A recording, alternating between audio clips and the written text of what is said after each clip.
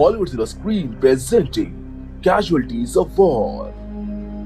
तो कहानी की शुरुआत में हमें वियतनाम के एक छोटे से गांव को दिखाया जाता है, जहां पर सभी लोग चैन की नींद सो रहे होते हैं कि तभी गांव में शोर शराबे की आवाज सुनाई देती है, क्योंकि गांव में कुछ अमेरिकन सोल्जर्स घुस आए थे और वो किसी घर से एक लड़की को जबरन किडनैप कर लेते हैं। हैरत की बात तो ये थी कि ये सब कुछ सैकड़ों लोगों के आंखों के सामने हो रहा था, मगर अमेरिकन सोल्जर्स के खिलाफ आवाज उठाने का दम किसी में नहीं था।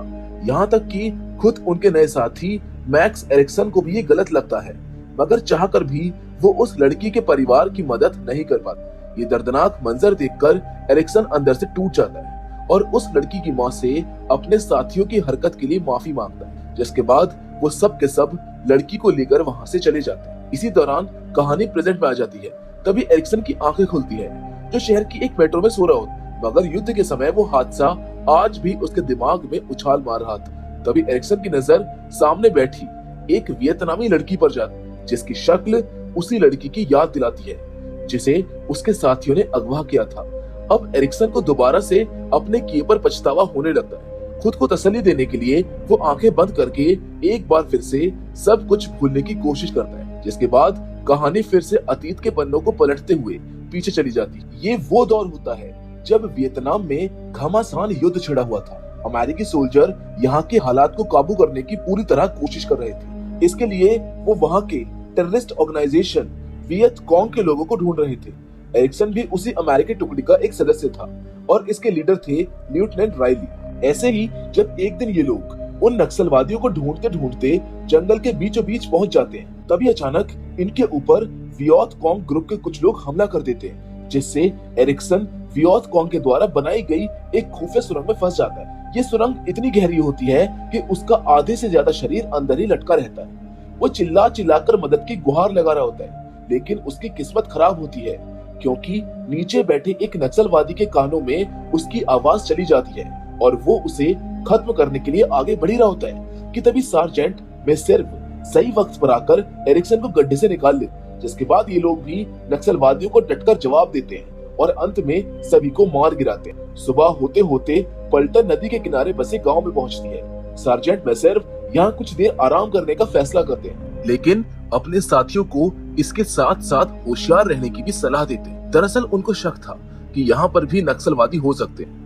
इसी बीच एरिक्सन को सामने कुछ बच्चे खेलते हुए नजर आते हैं। वो उन्हें अपने पास बुलाकर कुछ चॉकलेट देता है, जिसके बदले एक बच्चा उसे खाने के लिए एक फल देता है। मगर इससे पहले कि एरिक्सन ये फल खाता, सार्जेंट आकर उसको रोक लेते हैं और समझाते हैं कि यहाँ पर किसी पर भी विश्वास करना अपनी जान को दांव पर लगाने के बराबर है, क्योंकि सार्जेंट मेसेर्व की नजर में गांव के छोटे छोटे बच्चे भी खबरी हो सकते हैं और उनके हाथों में मौजूद ये मीठे फल किसी जहर से कम नहीं लगते।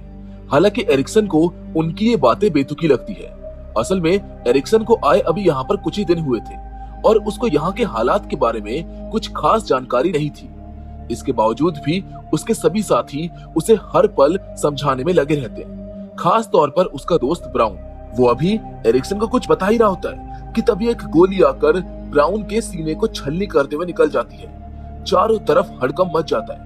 नक्सलवादी एक बार फिर से उन्हें अपना निशाना बना लेते हैं। फिलहाल कुछ ही पल में वो सभी नक्सलवादियों को सबक सिखाने में कामयाब हो जाते हैं, मगर इन सब के बीच वो लोग अपने अजीज साथी ब्राउन को खो देते हैं। अब ब्राउन की मौत के बाद वो सभी लोग बेस कैंप वापस लौट आते हैं, लेकिन दोस्त के जाने का गम उनकी नींद और चैन छीन चुका था और वो सभी गांव वालों से इसका बदला लेने की ठान लेते हैं। उन्हें लगता है कि जरूर किसी ने तो उनके होने की खबर उन नक्सलवादियों को दी होगी, इसीलिए अब सार्जेंट मेसेर्व अपने कुछ साथियों के साथ वहां जाने लगते हैं, मगर रात ज्यादा हो जाने की वजह से उन्हें गेट पर रोक दिया जाता है, जिससे सार्जेंट को काफी गुस्सा भी आता है, मगर सुपीरियर के ऑर्डर के बिना वो हाथ मलते रह जाते हैं। अब अगले दिन इन्हें एक ऐसी ऊंची चट्टान पर कब्जा करने का टास्क दिया जाता है जहां पर नक्सलवादियों के होने की संभावना होती है। फिलहाल सार्जेंट वहां जाने से पहले अपने साथियों से उस गांव के किसी लड़की को उठाने की बात कहता है, ताकि उनके आगे का सफर आराम से कट सके।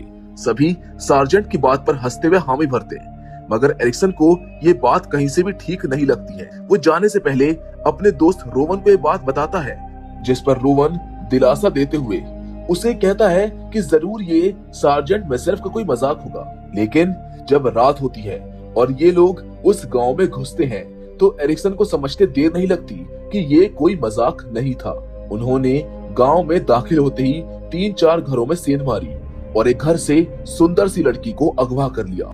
इस लड़की का नाम त्रांति होता है, जिसे जोर जबरदस्ती करके वहां से ले जाया जा रहा होता है और सभी गांव वाले बस मूर्ति की तरह खड़े होकर ये नजारा देख रहे होते हैं। उन्हें पता था कि अगर उनमें से किसी ने भी अपनी जुबान खोली तो उनके पूरे परिवार को मार दिया जाएगा।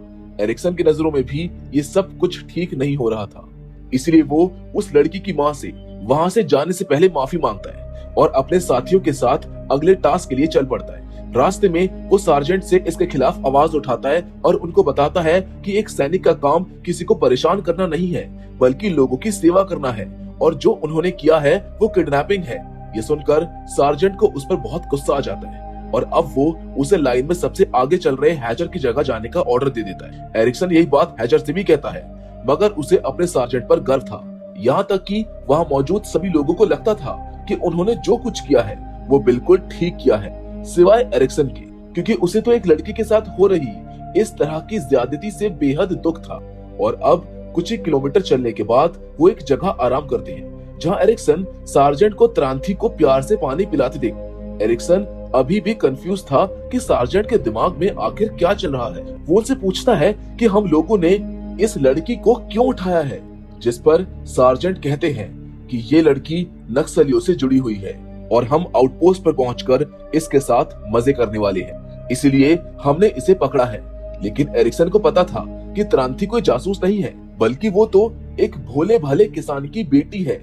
पर सार्जेंट को एरिक्सन का ये बागी तेवर बिल्कुल भी अच्छा नहीं लगता है। वो इसका बदला त्रांति को सता कर लेता है। वो उसके बालों को जोर से पकड़कर उस पर अपना सारा सामान लाद कर नंगे पैर ही पहाड़ पर चलने के लिए मजबूर कर देता है। इस पूरे रास्ते में क्लार्क नाम का एक सोल्जर उस लड़की को बेहद परेशान भी करता है। थोड़ी दूर पर उन्हें एक छोटी सी झोपड़ी नजर आती है जहाँ पर ये लोग आराम करने का फैसला करते हैं। अब यहाँ एरिक्सन और डियास को यहीं पर रुककर त्रांति पर नजर रखने का हुक्म देकर सार्जेंट बाकी लोगों के साथ आसपास के इलाके का मुआयना करने के लिए निकल पड़ते हैं। वहीं सार्जेंट के जाते ही एरिक्सन अपने साथी डियास से उस लड़की को छोड़ने की गुहार लगाता है, मगर सार्जेंट के डर से डियास इसमें उसका साथ देने के लिए साफ साफ इनकार कर देता है। हालांकि डियास को भी कहीं न कहीं इस चीज का एहसास था कि त्रांति के साथ गलत हो रहा है, लेकिन वो अपने कमांडिंग ऑफिसर के खिलाफ नहीं जा सकता था।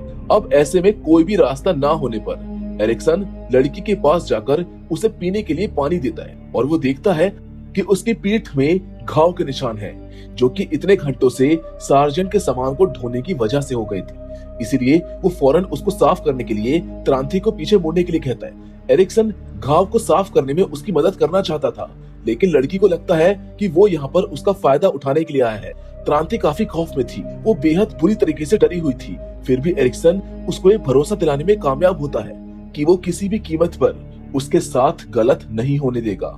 फिर उसकी चोट को साफ करके उस पर दवाई लगाकर उसे कुछ देर आराम करने के लिए वहीं छोड़कर बाहर आ जाता है। कुछ समय के बाद सार्जेंट भी वापस आ चुके थे, जो उस लड़की के दोबारा से हाथ बांधकर एरिक्सन से उसके साथ दरिंदगी करने को बोलता है, जिसको सुनकर एरिक्सन के पैरों तले जमीन खिसक जाती है, जिसके लिए वो मना कर देता है। सार्जेंट को एरिक्सन की इस हरकत पर काफी तेज गुस्सा आता है। वो उसे काफी खरी खोटी सुनाते हैं, यहाँ तक कि उसकी मर्दानगी पर भी सवाल उठा देते हैं, मगर एरिक्सन फिर भी उनकी बातों का बुरा नहीं मानता है। लेकिन जब सार्जेंट उसे जान से मारने की धमकी देते हैं, जिस पर एरिक्सन सेल्फ डिफेंस में उनके खिलाफ अपनी बंदूक उठा लेता है, जो देखकर सार्जेंट पूरी तरह से बेकाबू हो जाते हैं। उन्हें विश्वास नहीं होता कि उनका अपना साथी एक मामूली सी लड़की के लिए उन्हीं के खिलाफ हथियार उठा रहा है। अब एरिक्सन का सारा गुस्सा सार्जेंट उस मासूम लड़की पर निकाल देता है और बेचारी के साथ दरिंदगी की हर हद पार कर देता है। सार्जेंट के साथ साथ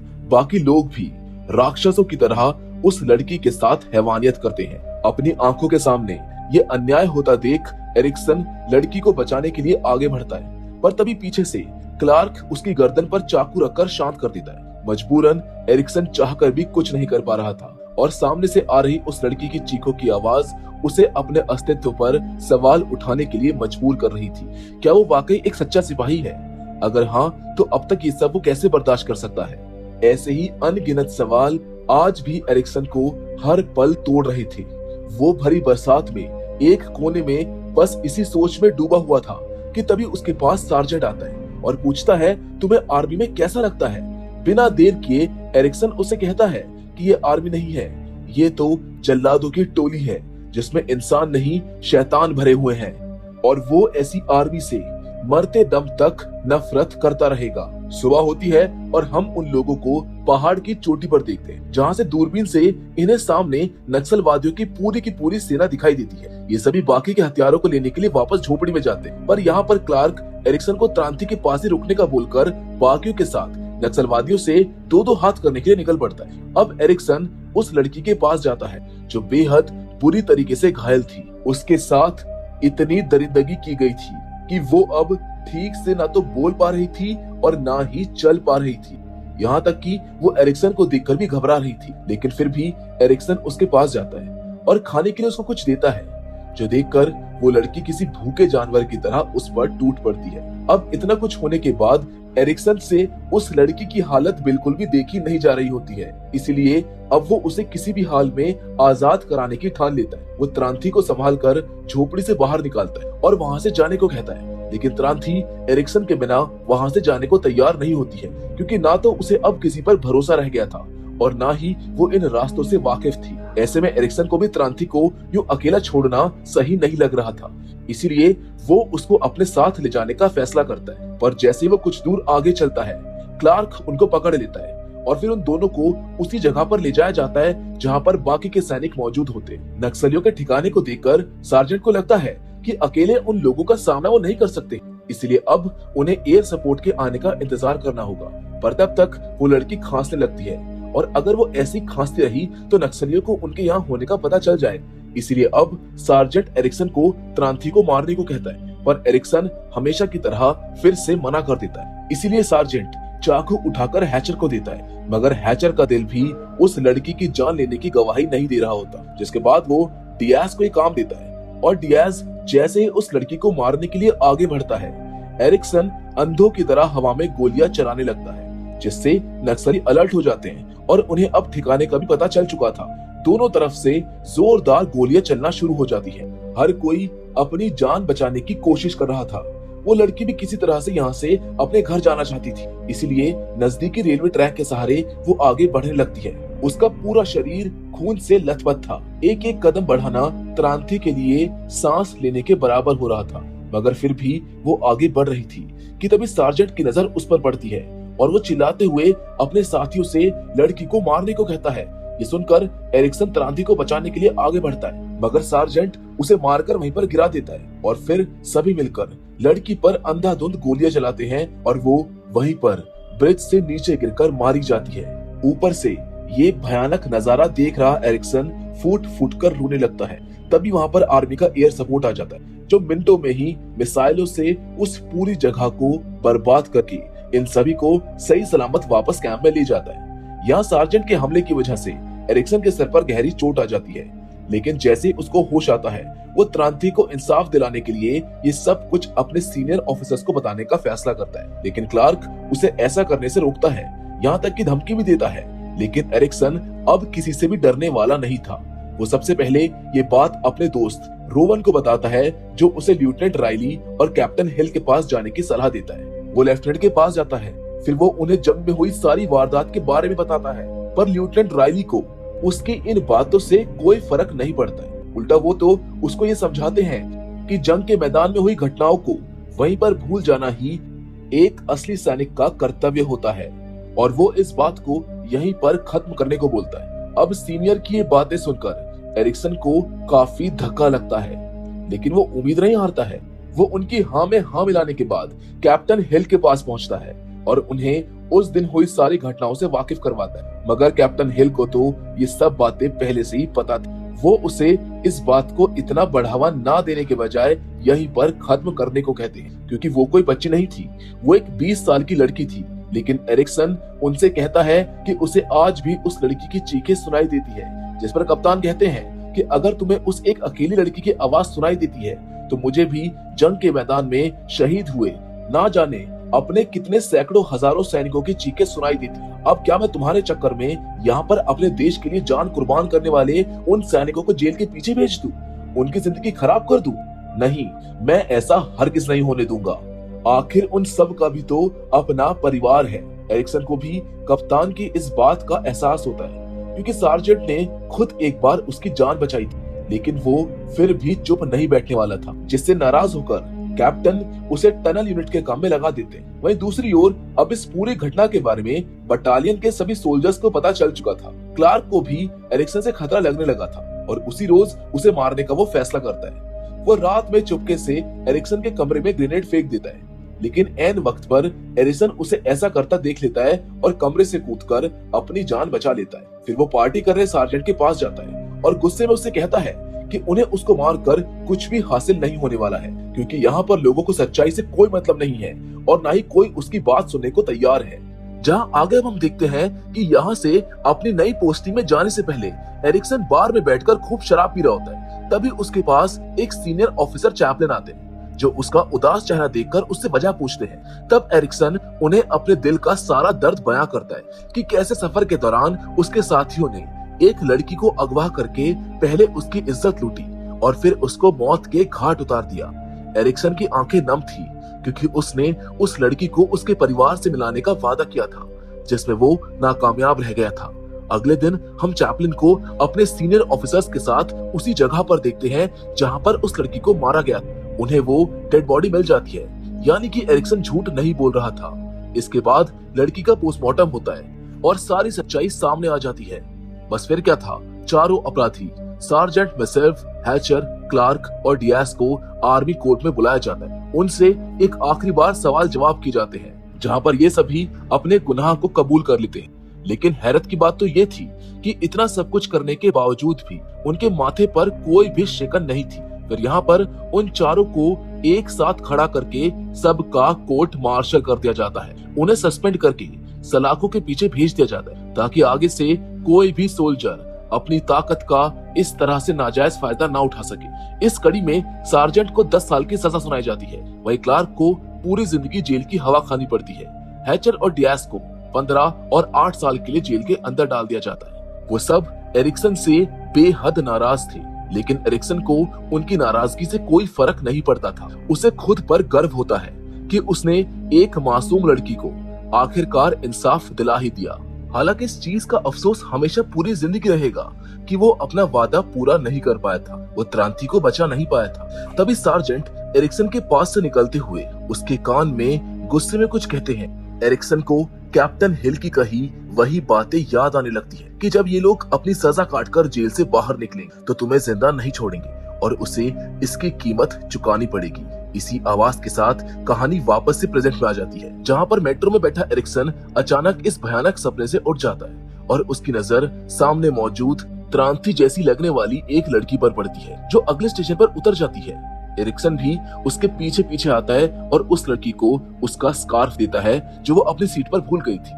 वो लड़की उसका शुक्रिया अदा करती है, पर एरिक्सन की नजर तो अभी भी लड़की पर ही टिकी हुई थी। वो अचानक उसे वियतनामीज में बुलाता है और उससे कहता है कि वो उसे किसी की याद दिलाती है, जिस पर वो लड़की कहती है शायद ये उसका कोई बुरा सपना होगा, अब सब कुछ ठीक हो चुका है। जिसके बाद वो वहाँ से चली जाती है। एरिक्सन को भी महसूस होता है कि जरूर क्रांति भी इसी लड़की की तरह किसी दूसरी दुनिया में बेहद खुश होगी, और फिर वो ये सोचकर चैन की सांस लेता है, क्योंकि उसने जो कुछ भी उस लड़की के लिए किया था इसकी हमेशा उसे खुशी रहेगी। जिसके साथ ये कहानी यहीं पर खत्म हो जाती है। तो दोस्तों, मैं उम्मीद करता हूँ कि कैजुअलिटीज ऑफ वॉर की ये कहानी आपको जरूर पसंद आई हो। बाकी फिलहाल आज की कहानी में बस इतना ही, लेकिन हम फिर से जरूर मिलेंगे, और वो भी एक और नई इंटरेस्टिंग कहानी के साथ। पर हमेशा की तरह तब तक के लिए धन्यवाद।